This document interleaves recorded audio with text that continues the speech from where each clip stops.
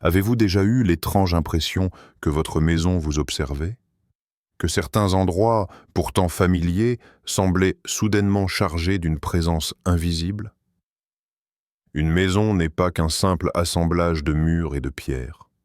Selon de nombreuses croyances anciennes, elle peut garder la mémoire de ceux qui l'ont habitée, et parfois même de ceux qui l'ont marquée. Depuis des siècles, les légendes parlent de sorcières capables de laisser une empreinte durable sur les lieux qu'elles traversaient. Une marque discrète, invisible aux yeux non avertis, mais perceptible à ceux qui savent observer les signes. Ces marques n'étaient pas toujours synonymes de malédiction. Parfois, elles servaient à protéger, à avertir ou à enfermer une énergie que l'on ne voulait pas voir s'échapper. Aujourd'hui encore, certaines maisons semblent porter un poids inexplicable. Des sensations étranges, des événements inhabituels, des détails troublants que l'on préfère souvent ignorer par peur ou par rationalité. Pourtant, dans les traditions populaires, rien n'est laissé au hasard. Chaque bruit, chaque symbole, chaque sensation avait autrefois une signification précise. Et si votre maison faisait partie de ces lieux marqués? Et si certains signes, que vous avez peut-être déjà remarqués sans y prêter attention, étaient les traces laissées par une sorcière il y a bien longtemps? Dans cette vidéo, nous allons explorer 6 signes troublants qui, selon les croyances anciennes et les récits transmis à travers les générations, pourraient indiquer qu'une maison a été marquée par une sorcière. Il ne s'agit pas ici de vous effrayer gratuitement, mais de vous faire découvrir un pan fascinant du folklore, là où l'histoire, le mystère et l'imaginaire se rencontrent. Prenez le temps d'écouter, d'observer et peut-être de repenser certains souvenirs. Car parfois, ce que l'on appelle coïncidence n'est qu'un signe que l'on n'a pas encore appris à reconnaître. Avant de commencer, gardez à l'esprit que ces récits reposent sur des croyances anciennes et des traditions populaires. Libre à chacun d'y croire ou non, mais une chose est sûre. Une fois que vous connaîtrez ces signes, vous ne regarderez plus jamais votre maison de la même façon. Pour comprendre pourquoi certaines maisons étaient autrefois considérées comme marquées, il faut remonter à une époque où le monde invisible faisait pleinement partie du quotidien. Avant l'ère moderne, les maladies, les catastrophes, les malchances répétées ou même les comportements inhabituels n'étaient pas expliqués par la science, mais par l'action de forces occultes. Dans ce contexte, la figure de la sorcière occupait une place centrale, à la fois crainte, respectée et recherchée. Contrairement à l'image populaire véhiculée aujourd'hui, les sorcières n'étaient pas toutes perçues comme malveillantes. Beaucoup étaient des guérisseuses, des sages-femmes ou des femmes détenant un savoir ancestral lié aux plantes, aux cycles naturels et aux rituels de protection. Elles intervenaient souvent dans les maisons pour soigner, bénir, protéger ou, dans certains cas plus sombres, pour lancer des malédictions. Chaque intervention laissait une empreinte symbolique sur le lieu. Marquer une maison avait alors un sens précis. Ces marques pouvaient servir à repousser les mauvais esprits, à enfermer une énergie jugée dangereuse, ou à signaler aux autres initiés qu'un rituel avait été accompli. Ces signes prenaient différentes formes. Symboles gravés dans le bois ou la pierre, objets cachés dans les murs, herbes séchées dissimulées dans les poutres, ou simples gestes répétés selon un rituel bien précis. Pour les habitants de l'époque, ces marques étaient invisibles pour le profane mais lourdes de sens pour ceux qui connaissaient leur signification. Les maisons, surtout dans les villages anciens, étaient considérées comme des entités vivantes. Elles naissaient, vieillissaient et mouraient avec leurs occupants. Une maison pouvait accumuler les émotions, les drames, les joies et les peurs de plusieurs générations.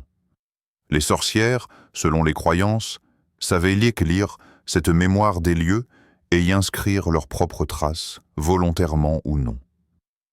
Avec les grandes chasses aux sorcières entre le XVe et le XVIIe siècle, cette relation a profondément changé. La peur à remplacer le respect. Toute trace inhabituelle dans une maison devenait suspecte. Un symbole mal compris, un objet étrange découvert lors de travaux, ou une série de malheurs suffisait à accuser une personne d'avoir marqué un lieu par sorcellerie.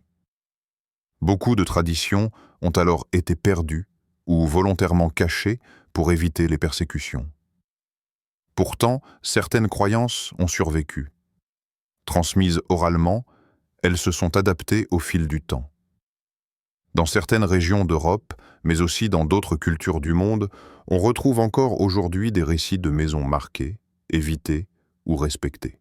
Ces lieux deviennent des points de mystère, où le passé semble refuser de disparaître complètement. Comprendre ce contexte historique permet de mieux saisir pourquoi, encore aujourd'hui, certains signes continuent d'intriguer. Ils ne sont pas seulement le fruit de l'imagination moderne, mais l'écho lointain d'un temps où chaque maison racontait une histoire, parfois écrite par une sorcière. Signe numéro 1. Des symboles gravés ou dissimulés dans la maison. L'un des signes les plus anciens et les plus troublants d'une maison marquée par une sorcière réside dans la présence de symboles discrets, parfois presque invisibles, gravés ou dissimulés dans la structure même de l'habitation. Ces marques n'étaient jamais laissées au hasard. Elles avaient une fonction précise et une signification connue uniquement des initiés. Dans les croyances populaires, les sorcières utilisaient des symboles pour canaliser, bloquer ou orienter certaines énergies. On les retrouvait souvent gravés dans le bois des poutres, sur les encadrements de portes, derrière les volets ou encore sur les pierres de fondation. Certains symboles étaient volontairement simples, des cercles, des croix déformées, des spirales ou des lignes entrelacées. D'autres étaient plus complexes, rappelant des glyphes ou des sigils ésotériques. Ces marques servaient parfois de protection. Une sorcière pouvait marquer une maison pour empêcher les mauvais esprits d'y entrer, pour préserver ses habitants des maladies ou pour sceller une énergie jugée dangereuse. Mais dans d'autres récits plus sombres, ces symboles étaient utilisés pour signaler qu'un lieu avait été consacré à un rituel particulier, ou même pour marquer un territoire sous influence occulte.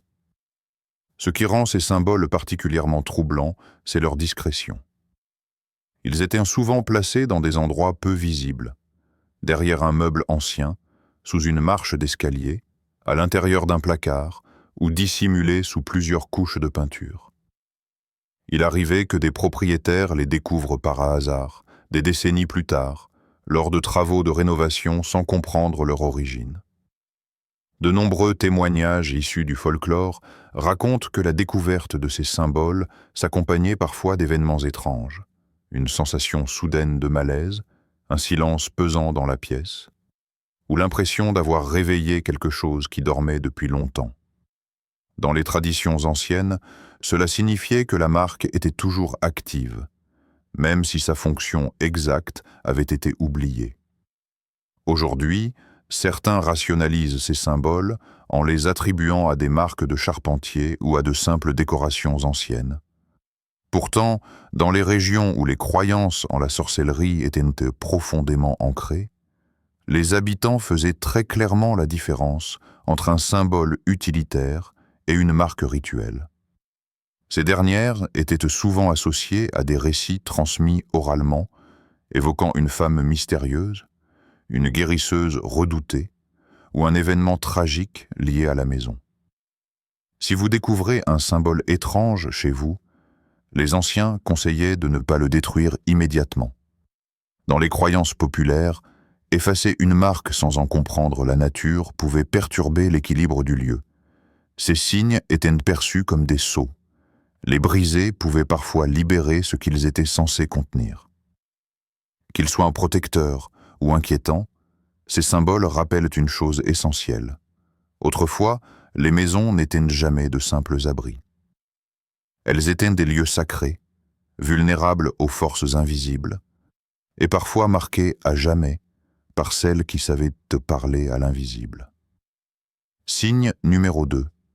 une sensation persistante de malaise, ou d'être observé parmi tous les signes évoqués dans les récits anciens, celui-ci est sans doute le plus troublant, car il ne laisse aucune trace visible. Il s'agit d'une sensation diffuse, difficile à expliquer, mais profondément ancrée chez ceux qui la ressentent. L'impression persistante que quelque chose ne va pas, ou pire encore, que quelqu'un, ou quelque chose, observe silencieusement depuis l'ombre. Dans les croyances populaires, une maison marquée par une sorcière conservait une énergie particulière, perceptible par les personnes sensibles. Cette sensation ne se manifestait pas partout, mais dans des endroits précis. Un couloir étroit, un escalier ancien, une cave humide ou une pièce rarement utilisée. Les anciens disaient que ces lieux correspondaient souvent au point où un rituel avait été accompli ou où une marque avait été laissée. Ce malaise ne prenait pas toujours la forme d'une peur brutale. Bien souvent, il s'agissait d'un inconfort subtil, une boule au ventre sans raison apparente, une fatigue soudaine, un besoin inexplicable de quitter la pièce. Certains parlaient aussi d'un silence anormal, comme si les sons étaient étouffés, ou d'un changement imperceptible dans l'air, plus lourd, plus froid. L'impression d'être observé était particulièrement redoutée. Selon les légendes, lorsqu'une maison avait été marquée pour contenir une énergie ou une présence, celle-ci restait consciente du lieu. Elle n'agissait pas nécessairement, mais observait. Les habitants racontaient sentir un regard invisible posé sur eux, surtout lorsqu'ils étaient seuls ou dans l'obscurité. Cette sensation disparaissait parfois dès que l'on quittait la maison, renforçant l'idée qu'elle était liée au lieu lui-même. Les sorcières, dans les traditions anciennes, étaient censées savoir ancrer ces énergies dans les murs, les sols ou les objets. Une maison ainsi marquée devenait un point fixe, un espace où le passé continuait de se manifester. Les personnes les plus jeunes ou les plus vulnérables étaient réputées plus sensibles à ce phénomène, tout comme les animaux. Avec le temps, beaucoup ont tenté d'expliquer ces sensations par des causes rationnelles, courant d'air, mauvaise isolation, souvenirs influençant l'esprit. Pourtant, ce qui frappait les anciens, c'était la régularité du phénomène. Les mêmes pièces provoquaient le même malaise, année après année, parfois même génération après génération. Dans certains villages, il existait des maisons que tout le monde évitait sans vraiment savoir pourquoi. Personne n'y restait longtemps, et ceux qui y vivaient finissaient souvent par partir. On disait alors que la maison rejetait ses occupants, comme si elle conservait une volonté propre. Une marque laissée autrefois, volontairement ou non, continuait d'exercer son influence. Si vous ressentez ce type de malaise chez vous, les croyances populaires recommandaient l'observation plutôt que la confrontation. Comprendre où et quand la sensation apparaît était considéré comme essentiel. Car selon les anciens, une maison marquée ne crie pas. Elle murmure. Signe numéro 3. Des animaux étrangement attirés ou repoussés par la maison. Depuis toujours, les animaux occupent une place centrale dans les croyances liées à la sorcellerie. On leur prêtait une sensibilité particulière aux forces invisibles, bien supérieure à celle des humains. Ainsi, lorsqu'une maison était marquée par une sorcière, les animaux étaient souvent les premiers à réagir. Parfois, bien avant que les habitants ne remarquent quoi que ce soit d'anormal.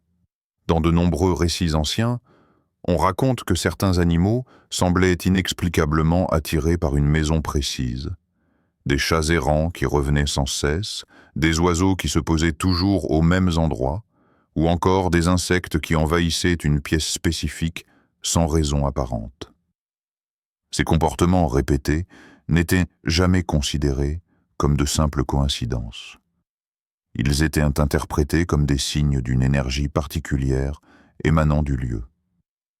À l'inverse, certains animaux refusaient catégoriquement d'entrer dans la maison. Des chiens qui s'arrêtaient net devant le seuil, grognaient face à une pièce vide, ou refusaient de monter un escalier précis. Dans les croyances populaires, ce comportement était vu comme un avertissement. Les animaux percevaient ce que les humains ne pouvaient pas voir. Une marque, une présence ou une énergie laissée volontairement par une sorcière. Le chat occupait une place à part dans ces récits. Souvent associé aux sorcières, il était considéré comme un gardien entre les mondes. Un chat qui fixait longuement un coin vide, qui refusait de dormir dans certaines pièces ou qui semblait suivre des mouvements invisibles était perçu comme réagissant à une trace occulte. Certains disaient même que les sorcières laissaient volontairement des marques pour attirer ou repousser ces animaux, selon le rituel pratiqué. Les oiseaux, eux aussi, étaient observés avec attention. Un corbeau posé régulièrement sur le toit, des chouettes criant près des fenêtres, ou des oiseaux frappant contre les vitres étaient interprétés comme des messagers. Dans certaines traditions, une maison marquée devenait un point de passage, un lieu où le monde visible et l'invisible se frôlaient. Ce qui rendait ces signes particulièrement troublants, c'était leur répétition dans le temps. Les habitants racontaient que les mêmes comportements se produisaient année après année, même lorsque les animaux changeaient. Un chien nouvellement arrivé adoptait les mêmes réactions que le précédent, comme s'il répondait à quelque chose d'ancré dans la maison elle-même. Aujourd'hui, beaucoup expliquent ces comportements par des causes rationnelles, odeurs, ultrasons, humidité, ou simples instincts animaux. Pourtant, dans les régions où les traditions étaient encore vivantes, on accordait une grande importance à ces signes. Les anciens disaient que lorsqu'un animal refuse un lieu, il vaut mieux l'écouter, car il ne fuit pas sans raison. Si votre maison semble provoquer des réactions inhabituelles chez les animaux, les croyances populaires invitaient à l'observation attentive. Les animaux ne parlent pas, mais selon les anciens, ils avertissent. Et parfois, leur silence ou leur refus en dit bien plus qu'un cri. Signe numéro 4. Des objets qui se déplacent, apparaissent ou disparaissent sans explication. Dans les récits liés aux maisons marquées par une sorcière, les objets jouent souvent un rôle central. Ils sont considérés comme des relais entre le monde visible et l'invisible. Lorsqu'une maison porte une marque occulte, certains objets semblent ne plus obéir aux règles ordinaires, comme s'ils étaient influencés par une volonté étrangère. Les témoignages anciens évoquent des objets du quotidien qui changent subtilement de place. Une clé retrouvée toujours au même endroit, alors qu'on est certain de l'avoir posée ailleurs. Un bijou qui disparaît pendant des jours avant de réapparaître là où il a déjà été cherché plusieurs fois. Ou encore des meubles légèrement déplacés sans raison apparente. Pris individuellement, ces événements semblent anodins. Mais leur répétition dans les mêmes zones de la maison les rend profondément troublants. Selon les croyances populaires, certaines sorcières utilisaient des objets comme des points d'ancrage. Un objet pouvait servir de réceptacle à une énergie, volontairement ou non. Tant que l'objet restait en place, l'équilibre du lieu était maintenu. Mais lorsqu'il était déplacé, perdu ou redécouvert, cela provoquait des manifestations étranges, comme si la maison réagissait à la perturbation. Les objets les plus souvent concernés étaient ceux chargés d'une valeur symbolique: miroirs, clés, ciseaux, aiguilles, bijoux anciens ou objets hérités. Ces éléments aussi étaient considérés comme particulièrement sensibles. Dans certaines traditions, on racontait que les sorcières laissaient volontairement ces objets visibles afin de rappeler leur présence, ou au contraire les dissimulaient pour agir dans l'ombre. Un autre aspect inquiétant était l'apparition soudaine d'objets inconnus. De petites choses sans valeur apparente, une pierre lisse sur une étagère, un fil noué sous un meuble, un morceau de tissu caché dans un tiroir. Dans les croyances anciennes, ces objets n'étaient jamais là par hasard. Ils pouvaient être les restes d'un rituel, oubliés volontairement pour maintenir une influence sur le lieu. Les anciens disaient aussi que ces manifestations s'intensifiaient la nuit ou dans les moments de silence. La maison semblait alors vivante, comme si elle communiquait à travers ces déplacements subtils. Les habitants racontaient ressentir une tension étrange, un sentiment que quelque chose cherchait à attirer leur attention sans jamais se montrer clairement. Aujourd'hui, ces phénomènes sont souvent attribués à des oublis, à la fatigue ou à des explications rationnelles. Pourtant, ce qui troublait le plus les générations passées, c'était la précision de ces événements. Les objets ne disparaissaient jamais complètement et revenaient toujours, comme pour rappeler qu'ils faisaient une partie intégrante du lieu. Si votre maison semble jouer avec vos objets, les croyances populaires recommandaient de ne pas céder à la colère ou à la peur. Observer, noter, comprendre les schémas était jugé essentiel. Car dans une maison marquée, rien ne se déplace sans raison, même ce qui paraît insignifiant. Signe numéro 5. Des rêves récurrents liés à la maison. Parmi les signes les plus subtils, mais aussi les plus profondément marquants, figurent les rêves récurrents liés à la maison. Dans les croyances anciennes, le rêve était considéré comme un pont entre le monde visible et l'invisible.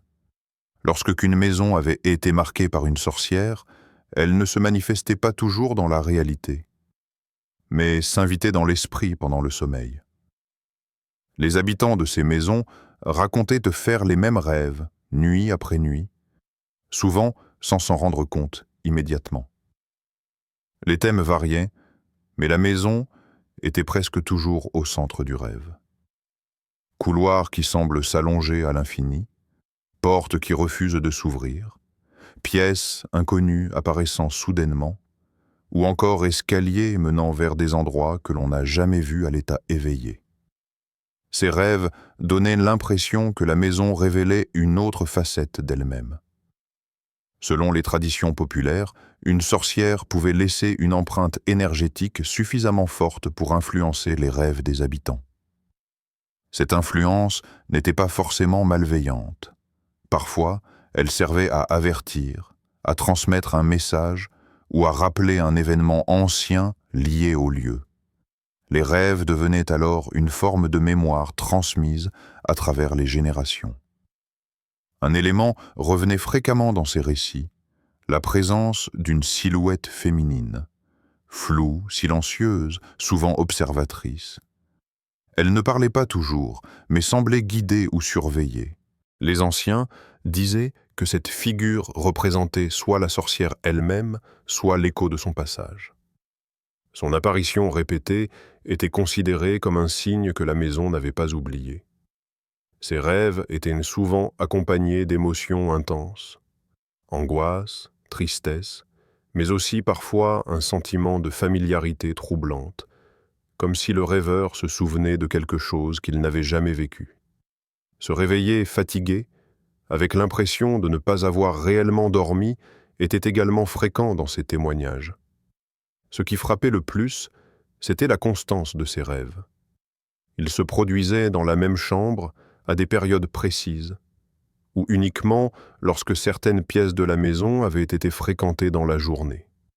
Dans certaines familles, plusieurs membres faisaient des rêves similaires, sans jamais en avoir parlé entre eux. Aujourd'hui, ces phénomènes sont souvent expliqués par le stress, l'environnement ou l'influence du subconscient. Pourtant, dans les traditions anciennes, les rêves étaient pris très au sérieux. On disait qu'une maison marquée ne se contentait pas d'exister dans la réalité. Elle continuait de vivre dans l'esprit de ceux qui y dormaient. Si vous faites des rêves récurrents liés à votre maison, les croyances populaires invitaient à l'écoute et à la prudence. Car, selon les anciens, certaines vérités ne se révèlent qu'une fois les yeux fermés. Signe numéro 6. La découverte d'objets enfouis ou dissimulés dans la maison. Le dernier signe est souvent considéré comme le plus concret, mais aussi le plus inquiétant. Contrairement aux sensations, aux rêves ou aux comportements étranges, il laisse une preuve matérielle. La découverte d'objets enfouis ou volontairement dissimulés dans la maison. Dans les croyances anciennes, ces objets n'étaient jamais placés là par hasard. Lors de travaux de rénovation, de démolition ou même de simple nettoyage, certains habitants racontaient avoir trouvé des objets étranges cachés dans les murs, sous le plancher, dans les cheminées ou enterrés près des fondations. Il pouvait s'agir de petits sachets de tissu contenant des herbes séchées, de cheveux, de morceaux d'os, de clous rouillés ou encore de figurines grossières ressemblant à des poupées. Ces découvertes provoquaient souvent un profond malaise, même chez les plus sceptiques. Selon les traditions populaires, ces objets servaient de support rituel. Une sorcière pouvait les utiliser pour protéger une maison, détourner une maladie, attirer la chance, ou, dans certains cas, maintenir une influence durable sur le lieu. Les objets étaient dissimulés pour rester intacts et actifs le plus longtemps possible. Leur position était choisie avec soin. Les seuils, les coins, les foyers et les murs porteurs étaient considérés comme des points stratégiques. Ce qui inquiétait le plus les anciens, ce n'était pas seulement la présence de ces objets, mais le moment de leur découverte. Beaucoup de récits racontent ces trouvailles surviennent à des périodes de changement. Un déménagement, une naissance, un décès, ou une transformation importante dans la vie des occupants. Comme si la maison révélait soudainement ce qu'elle avait gardé caché pendant des décennies. Dans certaines régions, on disait que retirer ces objets sans précaution pouvait perturber l'équilibre du lieu. Les sorcières plaçaient parfois ces éléments comme des sceaux destinés à contenir ou canaliser une énergie. Les briser ou les déplacer pouvaient, selon les croyances, réveiller ce qu'ils étaient censés apaiser. Face à ces découvertes, les traditions recommandaient la prudence et le respect. Observer l'objet, noter l'endroit précis où il a été trouvé, et surtout, éviter les réactions impulsives. Certains faisaient appel à des personnes considérées comme sages ou expérimentées pour comprendre la nature de l'objet avant de décider quoi en faire.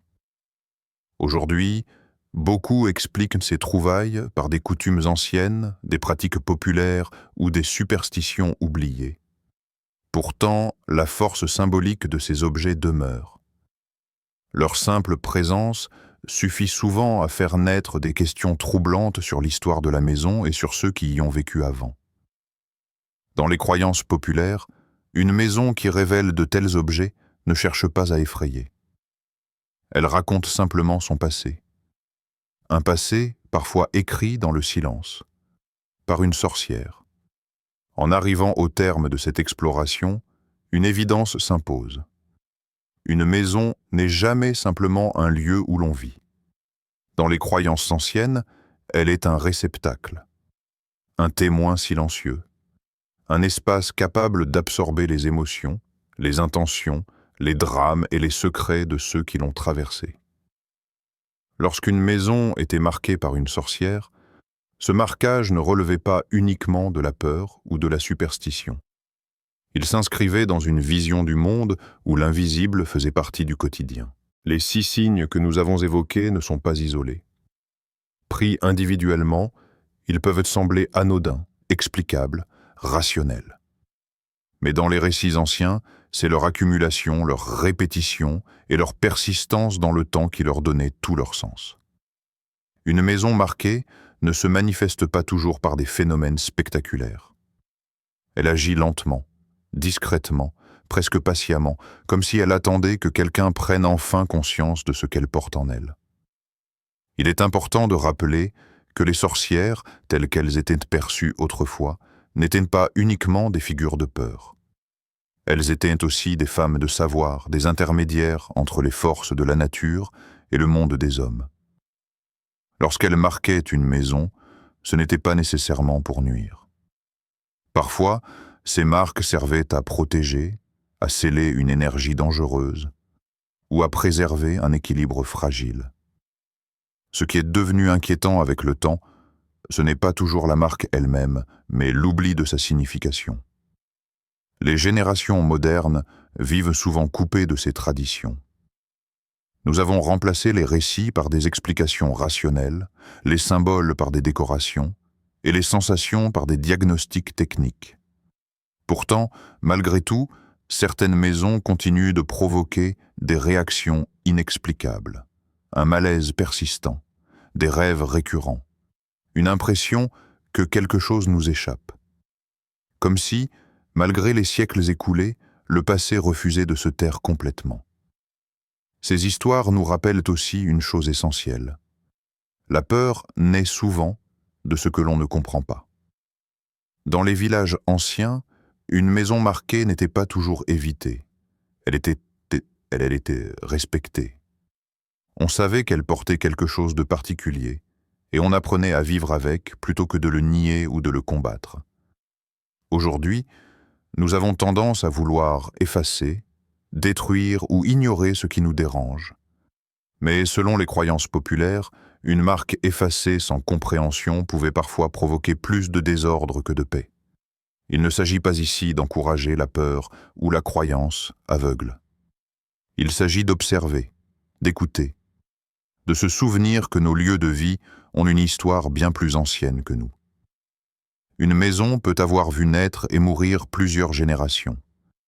Elle a entendu des rires, des cris, des prières et des silences.